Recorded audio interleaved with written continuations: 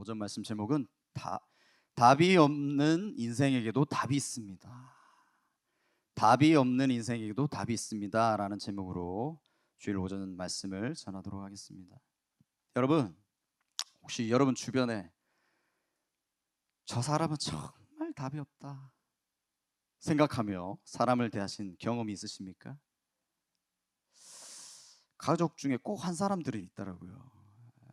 저희 가정사에도 이렇게 윗대 이렇게 보면은, 제가 어릴 때부터 이렇게 보면 왜 저러나, 정말 답이 없다 하면서 그 어릴 때도 그런 어른들이 계셨고, 또 지금의 제 때에도 이렇게 또 정말 저 사람 답이 없다 정말 하는 사람들이 있더라고요.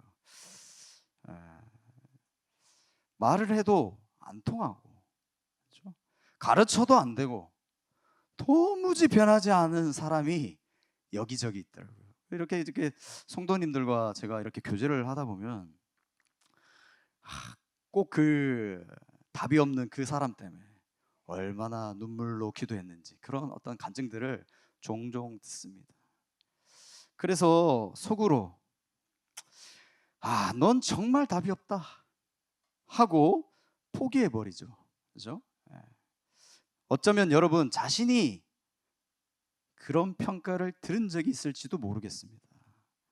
임수현 집사님, 아닙니까? 그런 말을 들은 적이 없습니까? 그래요. 훌륭하십니다. 잘 자라오셨네요. 우리 지은 집사님은 어릴 때 그런 얘기 안 들었습니까?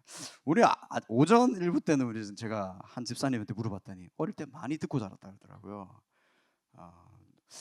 본인 자신들은 몰라, 두 분은. 분명히 그런 얘기를 들었을 것 같은데, 저도 어릴 때 꼴통짓을 참 많이 했거든요. 그래서 이렇게 참 부모님한테 그런 소리를 종종 들었던 것 같습니다. 너 커서 뭐가 될래? 참 답이 없다, 이런 얘기를 들었던 것 같아요. 너는 교회를 그렇게 오래 다녀도 안 변하니, 성경 공부를 해도 왜 그 모양이야? 이런 소리를 듣기도 하고, 또 내 자신 스스로도 나는 여전히 제자리 걸음 같고 여전히 별로인 내 모습을 보면서 예수님 믿어도 이 모양인데 믿어서 뭐하나 하는 그런 생각을 해본 적이 없으십니까? 만약에 누군가로부터 실제로 이런 말을 들었다면 어때요? 내가 예수님 안 믿는 이유가 당신 때문에 안 믿어, 이런 말을 들었다면 마음이 무너지죠. 자괴감도 들고 심지어 죄책감까지 들기도 합니다. 그런데 여러분, 오늘 본문을 보면 우리 주님이 바로 그런 답이 없는 사람들을 향해 어떻게 일하시는지를 답을 보여주시고 계신 것입니다. 본문을 보면 예수님이 어디로 오세요? 벳세다로 오십니다. 이 벳세다는 예수님께서 많은 기적을 행하신 곳입니다. 제자들에게요, 기적이라는 단어만 서로 끊어여도 이 벳세다 지역을 그냥 쉽게 떠올릴 정도로 예수님께서 권능을 많이 행하신 곳이에요. 여러분, 사복음서에 모두 기록된 그 오병이어도 이 벳세다 지역에서 일어난 기적이거든요. 자, 그런 곳에서 22절을 보니까 맹인 한 사람이 사람들에 이끌려와서 예수님께 손을 대어 달라고 부탁을 합니다. 그런데 놀라운 건요, 여러분, 예수님이요 단번에 이 맹인의 눈을 고치지 못하셨다라는 거예요. 보세요. 23절을 같이 함께 읽어보겠습니다. 23절 같이 읽겠습니다. 시작. 예수께서 맹인의 손을 붙잡으시고 마을 밖으로 데리고 나가사 눈에 침을 뱉으시며 그에게 안수하시고 무엇이 보이느냐 물으시니. 아멘. 눈에 침을 뱉으시고 그에게 안수하시고 무엇이 보이느냐고 예수님 물으십니다. 예수님이 분명 권능을 행하신 거예요. 그죠? 그랬더니 맹인이 뭐라 합니까? 24절에 사람들이 보이나이다. 나무 같은 것들이 걸어가는 것을 보나이다. 이렇게 눈을 이렇게 떴는데 지금 걸어다니는 사람이 사람으로 보여요? 아니면 이상한 물체로 보여요? 이상한 물체, 나무 같은 것들이 걸어다니는 거 보이는 거예요.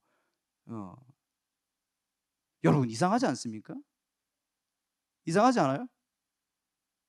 여기 이상해야 돼요, 여러분. 이 구절에서 이상해야 돼요. 여러분, 예수님은 오병이어로 5천 명을 먹이신 분이잖아요. 그리고 거센 풍랑도 잠잠하라 했더니 잠잠케 되지는, 그죠? 그런데 눈 하나 고치는데 지금 2번 안수해야 하는 상황이 벌어진 거예요.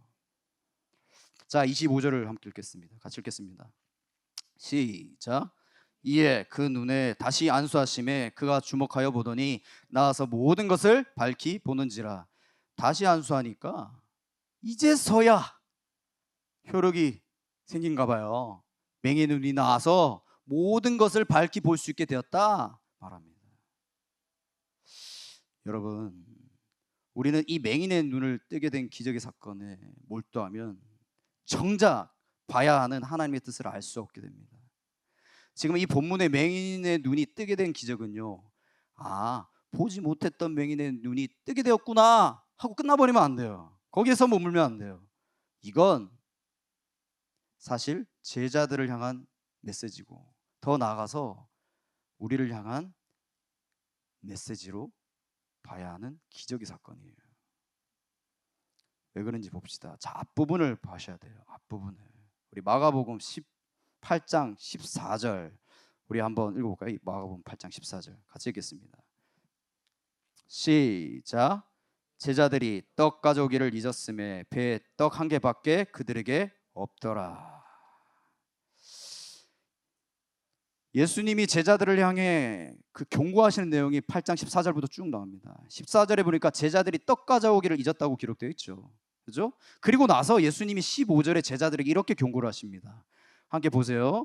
예수께서 경고하여 이르시되 삼가 바리새인의 누룩과 헤롯의 누룩을 주의하라 하시니. 여러분, 바리새인의 누룩과 헤롯의 누룩을 주의하라 무슨 뜻입니까? 성경을 안다시는 분들 무슨 뜻이에요? 바리새인의 누룩을 조심하라, 헤롯의 누룩을 주의하라 무슨 뜻이에요?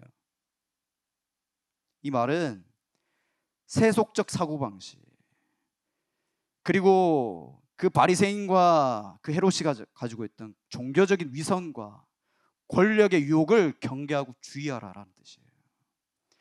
이런 거죠. 신앙은 있고 하나님을 의식하긴 해요. 하나님을 예배하기도 해요. 하나님 알긴 알아요. 하지만 그들은 여전히 세속적인 방식으로 돈과 권력을 탐하고, 심지어 돈과 권력을 위해서는요, 사람의 목숨까지도 거짓을 씌워서 죽일 수 있는 그런 인물들이 바로 바리새인과 헤롯이었어요. 자, 그런데 제자들은 이 말씀을 잘 깨달았을까요? 못 깨달았을까요? 자, 16절을 보겠습니다. 16절 같이 읽겠습니다. 시작. 수군거리기를 우리에게 떡이 없음이로다 하거늘. 제자들이 서로 수군거리기를 이는 우리에게 떡이 없음이로다 하거늘. 바리새인의 누룩과 헤롯의 누룩을 주의하라는 말을 못 깨달아 먹습니다. 무슨 뜻인지 몰라요. 전혀 깨닫지 못합니다. 그때 예수님께서 17절에 이렇게 말씀하세요. 17절도 같이 읽겠습니다. 시작. 예수께서 아시고 이르시되 너희가 어찌 떡이 없음으로 수군거리느냐, 아직도 알지 못하며 깨닫지 못하느냐, 너희 마음이 둔하냐. 아직도 알지 못하며 깨닫지 못하느냐, 너희 마음이 어찌 둔하냐. 마음이 둔하다, 이걸 원어로 보니까 카르디아 아시네일 렙톤이라고 되어 있습니다. 무슨 뜻일까요? 마음이 딱딱하게 굳어있다, 감각이 마비되어 버렸다, 이런 의미예요. 그러니까 예수님이 하시는 말씀을 전혀 깨닫지 못하는 제자들의 상태가 딱 벳세다의 맹인의 눈과 같다라는 거예요. 영적 맹인이라는 거예요. 기계가 새 건데, 아무리 봐도 새 거예요. 표 하나 뜯지 않았어요. 그런데 전혀 작동하지는 못하는 고장나버린 상태, 이게 제자들의 상태예요. 못 알아먹어요. 아무리 예수님이 말씀하셔도. 여러분, 성경을 더 넓게 보면요, 마가복음 6장에 오병이어의 기적을 이 제자들이 경험한 인물들이에요. 그리고 오늘 본문 8장 1절에서 10절까지의 기적도 나와 있어요. 뭡니까? 7병이의 기적이에요. 물고기 몇 마리, 보리떡 몇 개로 5천 명을 먹이고 장정만 4천 명을 먹이셨어요. 그리고 이 외에도 수많은 기적을 우리 예수님이 행하셨어요. 누구 앞에서? 제자들 앞에서. 그런데도 여전히 눈은 가려져 있어요. 마음이 딱딱하게 굳어져 버렸어요. 그때 바로 이어지는 이야기가 바로 벳세다의 맹인의 치유 사건이에요. 그러니까 마가복음을 쓴 이 마가가 의도적으로 이 사건을 영적 눈먼 제자들이 어떻게 점차 눈을 뜨게 될 것인지를 상징적으로 배치한 거예요. 제발 좀 보라고. 덮어놓고 성경 보지 말고 열고 성경 좀 보라고. 자, 그렇다면 예수님은 왜 맹인의 눈을 고치실 때 단번에 고치지 못한 겁니까? 왜 못 고치신 거예요? 고치지 못한 게 아니라 고치지 않으신 것이죠. 우리 예수님이 안 하신 거예요. 단번에 고치지 못하는 것을 보면서 우리 이렇게 생각할 수 있죠. 예수님의 능력이 그날따라 부족했나 보다. 예수님이 그날따라 너무 피곤했던 거예요. 너무 병자들을 많이 고치다 보니까 컨디션이 딸려가지고 침을 뱉었더니 침의 효력이 없어진 거야. 그래서 이 맹인의 눈이 못 뜨게 된 거예요. 그래서 나무 가락 같은 게 그렇게 보게 된 거죠. 맞습니까?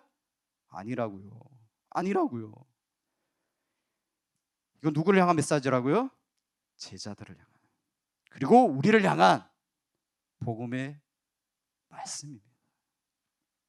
예수님이 이렇게 말씀하시는 거예요. 제가 의역하자면, 그래, 너희가 지금 잘 안 보인다. 정말 답이 없는 인생이야. 너희들 다 전부 다.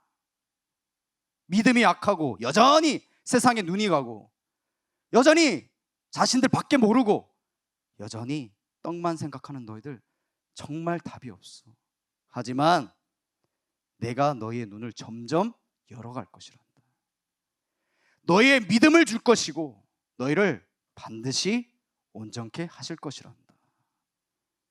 이것이 이 본문에 담겨 있는 말씀이라는 거예요. 예수님은 믿음 없는, 정말 답이 없는 인생을 단번에 고치시는 게 아니라 점진적으로, 기다림으로, 인내함으로 자기의 사람들을 사랑하시되 끝까지 사랑하시는 그 사랑으로 그들의 눈을 뜨게 하실 것이라는 거예요. 여러분, 그래서 이건 제자들의만 이야기가 아니라 우리의 얘기라 했습니다. 우리의 삶도 이 제자들과 피차 일반이에요. 똑같아요. 지금 우리가 마가복음 본문을 가지고 경건의 시간 하잖아요. 제가 아침마다 볼 때마다 뭘 깨닫는 줄 아세요? 어찌 이렇게 제자들의 모습과 똑같냐? 누가요? 제가요. 여러분 말고 제가요. 어찌 이렇게 똑같지? 예수님 십자가에 가시는데 제자들 뭐합니까? 다 디비자입니다. 다 사요. 죽으러 가는데 우리 예수님.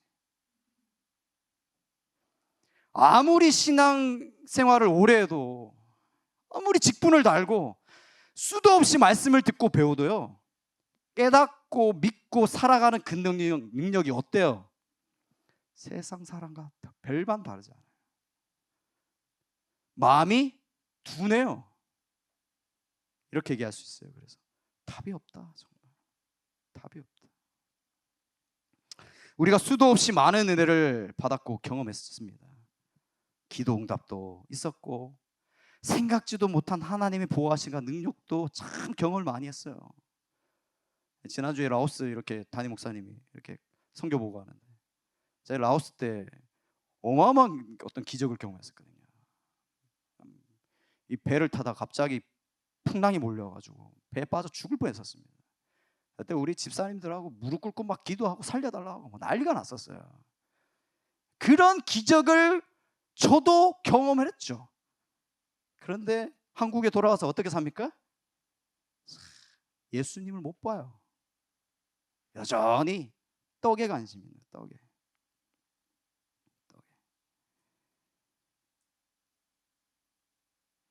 때로는 눈물 나게 감사하는 시간들도 있었고 때로는 기뻐하며 보낸 은혜의 시간들도 많이 있었을 것입니다, 여러분. 그런데 어때요? 여전히 우리는 이 땅의 떡, 이 세상의 문제만 매달려 살지 않습니까? 당장 하루 먹을 거 입을 거, 직장 문제. 어제 우리 청년들과 성경 보았는데 한 형제가 갑자기 이사님하고 대리님이 잘려나가더래요. 이야, 다음엔 타켓은 나겠구나 생각하니까 다음에 2월달이 두려워지는 거예요. 이제 어디로 가야 하나, 이런 생각이 드는 거죠. 또 우리 대학생들 어때요? 미래 문제들. 이제 학교 졸업하면 어떡하지? 당장 이번 주 시험은 또 어떡하지? 우리 연세 있으신 분들은 다 건강 문제 있잖아요. 노후 문제도 있을 거 아니에요. 앞으로 내 노후는 어떻게 해야 되나? 이제 국민연금은 점점 안 나온다고 하는데, 또 인간관계 문제는 어떡하나? 저 사람이랑 틀어졌는데. 여러분, 이게 전부인 줄 알고 살아가는 거예요. 우리가 다 떡에만 가야죠. 우리의 시선이 여전히 영적인 근시라고요. 근시. 여러분, 근데 영적인 근시는요, 제가 과찬해요. 못 봐요. 너무 어두워요. 마음이 둔합니다. 예수님을 믿는다고는 하지만 떡 문제에서 못 벗어나는 거예요. 주님은 하나님 나라를 얘기하시는데 제자들처럼 우리는 늘 이 땅의 것을 얘기하고 이 땅의 목을 베어 살아갑니다. 여러분, 그러면 이런 제자들을 보면서 여러분이 한번 예수님에 대한 심정으로 한번 생각해 보십시오. 예수님이라면 그런 제자들을 보면서 뭐라고 하실 것 같아요? 참, 난 진짜 답이 없다. 진짜 정말 답이 없다. 하실까요? 아니요. 예수님은 오늘 이 벳세다 맹인을 고치신 것처럼 우리의 믿음에 없는 그 믿음을, 그 어두웠던 눈을 점진적으로 열어가시고 반드시 고치실 것이라는 것입니다. 여러분, 주님은 포기하지 않으세요. 여러분, 내 스스로가 내 자신을 포기하고 내가 옆 사람, 저 사람, 내 자녀, 부모를 포기한다 해도요, 하나님은, 우리 주님은 절대 포기하지 않으십니다. 제가 오늘 본문을 보면서 참으로 위로가 되는 구절이 있었습니다. 23절이에요. 우리 다시 한 번 더 23절을 같이 한번 읽어보겠습니다. 23절 같이 읽겠습니다. 같이 읽겠습니다. 시작. 예수께서 맹인의 손을 붙잡으시고 마을 밖으로 데리고 나가사 눈에 침을 뱉으시며 그에게 안수하시고 무엇이 보이느냐 물으시니. 어떤 말씀이 위로가 됐을까요? 발견하셨군요. 여러분, 예수께서 맹인의 손을 붙잡으시고 마을 밖으로 데리고 나가셨대요. 여러분, 맹인이 자신 스스로 할 수 있는 게 뭐가 있겠습니까? 보지도 못하고 길도 몰라요. 그런데 예수님 뭘 하시죠? 그의 손을 붙잡으셨대요. 거기에다가 밑줄을 꽉꽉 끄셨어요. 여러분, 이게 복음 아니에요? 답이 없는 인생을, 보지 못하고 걸어갈 수도 없는 그 인생들을 예수님이 직접 붙잡아 주신 거예요. 우리가 아무리 노력해도, 아무리 선해도 우리는 하나님 기준 앞에 서면 어떻습니까? 자격 미달이요. 다, 전부 다.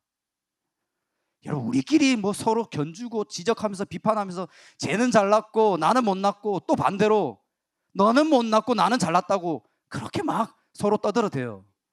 그런데요, 진짜 여러분들이 하나님 말씀 앞에 서 있다면 나 혼자서는 걸을 수도 없고 볼 수도 없는, 답이 없는 인생이라는 것이 나라는 것을 정말 알게 될 것입니다.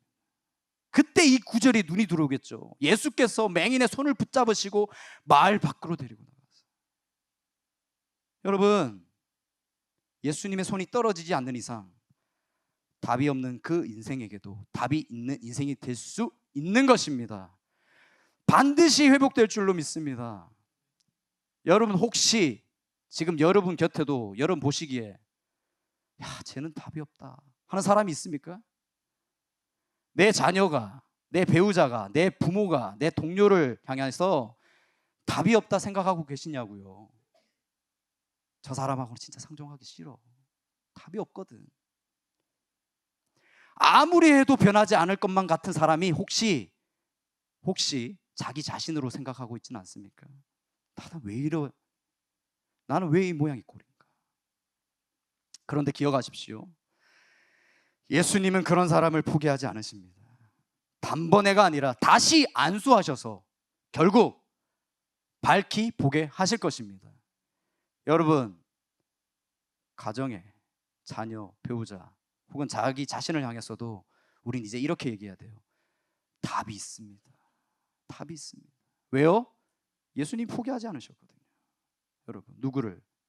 그 눈먼 제자들을, 그 답답한 인생인 제자들을 우리 예수님이 포기하지 않으셨다고요. 제가 지난주에 이 말씀 한 구절에 꽂혀 살았습니다. 마가복음 13장 20절이에요. 여러분들 잘 아시는 말씀일 것 같은데 모르시는 분들은 찾아보시고 아시는 분들은 기억해 보세요. 마가복음 13장 20절 제가 읽어보겠습니다.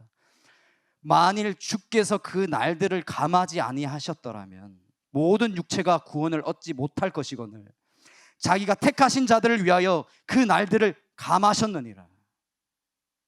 여러분, 예수님 뭘 하셨죠? 자기가 택하신 자들을 위하여 그 날들을 감하셨대요. 지금 와서 이 땅을, 이 세상을 심판하실 수 있는데 왜 그러지 않으셨습니까? 자기가 택하신 자들을 위하여 그 날들을 감하셨대요.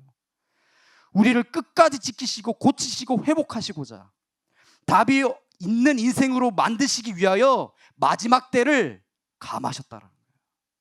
여러분, 왜 시간 단축하신 거예요? 우리 예수님이 우리의 구원과 우리의 구원받은 삶을 위하여 감하셨다는 거예요.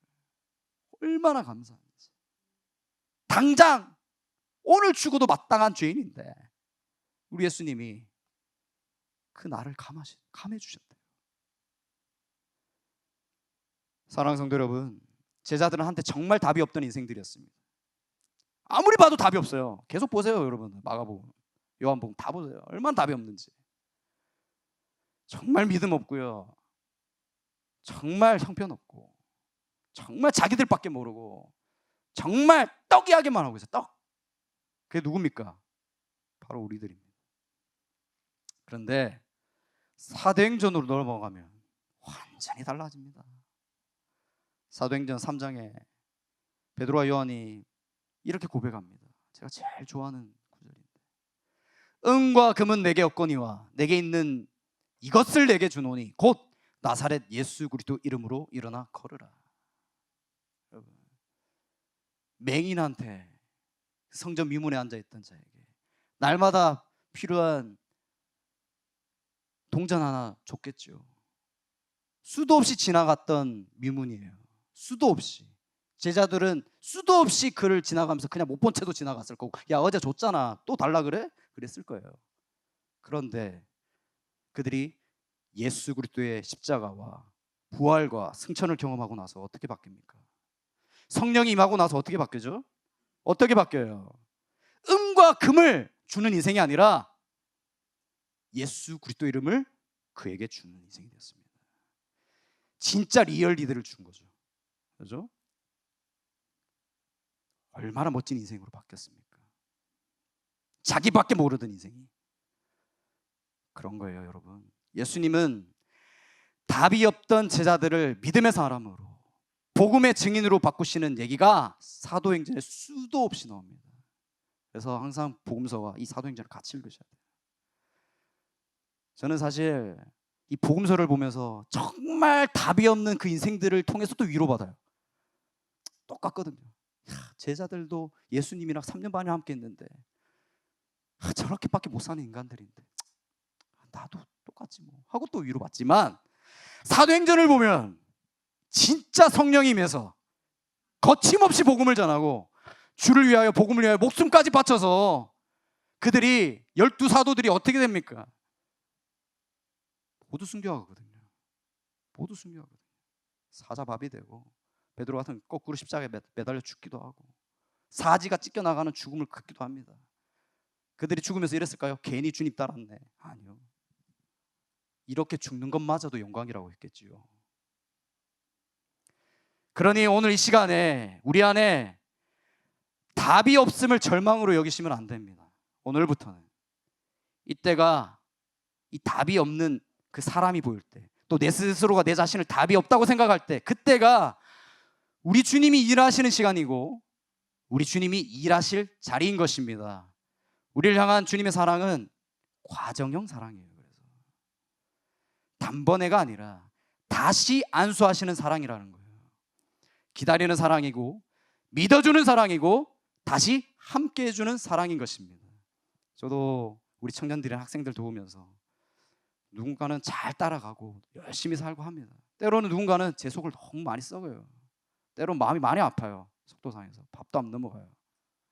그런데 답이 없다, 그만하자 하다가도 우리 주님이 기다려주신 사람, 우리 주님이 믿어주신 사람, 반드시 눈을 밝게 하시겠다는 그 하나님의 결단과 의지를 묵상하면요, 다시 기회를 주고 다시 함께 해주고 다시 나 자신을 향해서도 너는 답이 있어 라고 얘기할 수 있게 되는 것입니다. 한 주간 이 완전한 사랑, 포기하지 않는 그 사랑을 믿고 답이 없는 인생에게 답이 되어주신 그 예수님을 의지하며 살아가시는 주님의 백성들이 되시기를 예수님 이름으로 축원합니다.